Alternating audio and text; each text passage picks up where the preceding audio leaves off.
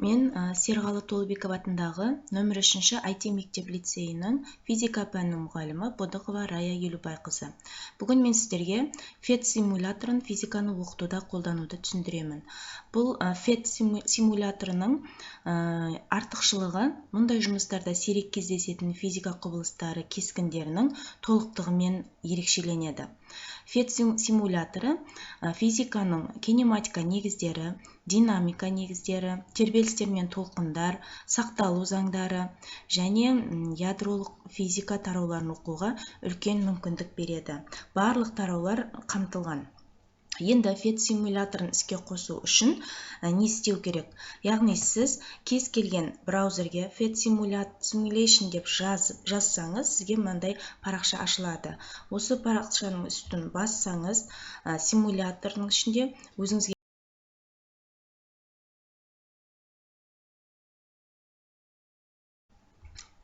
сізге мынандай парақша ашылады.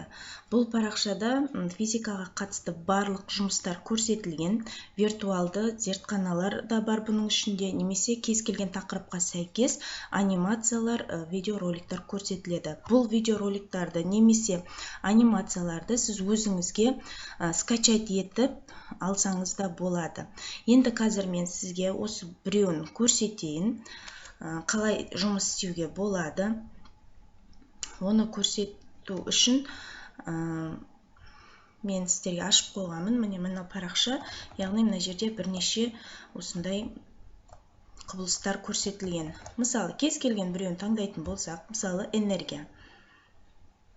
Мінекей, мына жерде скачать етіп алсаңыз да болады, өзіңізге сақтап алсаңыз, және бірден экранда көрсете берсеңіз де болады. Сізде осындай болып ашылады, яғни энергияның әртүрлі графиктерде жүруі. Мысалы, бірінші, бұл жерде белгілеп алсаңыз болады, яғни энергияның кинетикалық, потенциалдық және термиялық энергияларды анық көріп отырсаңыз болады. Мынандай график түрінде көріп отырсаңыз болады. Артына сетка қойсаңыз болады, және мынау жылдамдығын өлшеп отырады. Мына жерде массасын өзгертсеңіз болады. Мінекей, адамның массасы үлкейіп кішірейтуге өзіңіз таңдап оқушы немесе кез келген пайдаланушы жұмыс жасауға болады. Мына жерде таңдайтын болсаңыз, яғни қозғалысты жаймен көрсетуге болады, немесе орташа деңгейде көрсетуге болады. Енді мен біреуін көрсетейін. Мысалы, мына адамды кез келген жерге биіктікке апарып қойып тастайтын болсам, оның жылдамдығы және мұнда көрдіңіздер, жаңа энергиясының қалай өзгеріп жатқандығы көрсетіледі. Немесе бұл адамды осы график бойынша жүргізсек те болады, яғни жылдамдығының және мына жерде кинетикалық, потенциалдық, жалпы толық энергиясының қалай өзгеріп жатқандығы міне мына жерде түстер арқылы байқалауға болады. Мына жерде дөңгелекте түстер өзгеріп жатыр. Оқушы осылай өз қолымен жасап, көз жеткізуге болады.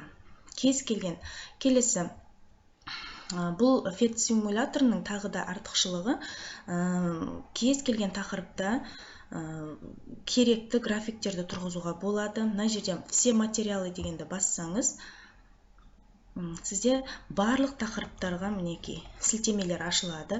Осы жерден кез келген тақырыпты басатын болсаңыз, біреуін таңдап, ары қарай, мысалы, векторларға амалдар қолдану деген тақырып ашылып тұр. Менде векторларға қалай амалдар қолдану, мінекей, бірнеше әдіспен қосу көрсетілген, бірнеше векторларды қосу, бұл жерде зертханалық жұмысы да көрсетілген.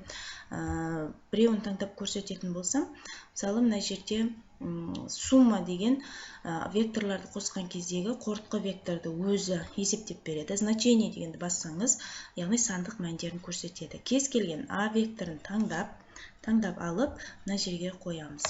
Векторлардың шамасын қалауымызша өзгерте аламыз.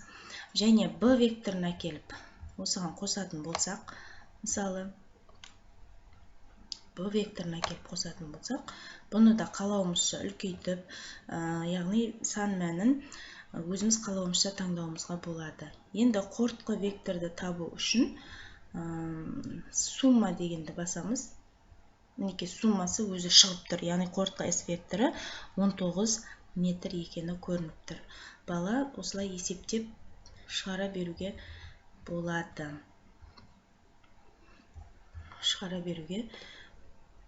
болады. Назарларыңызға рахмет.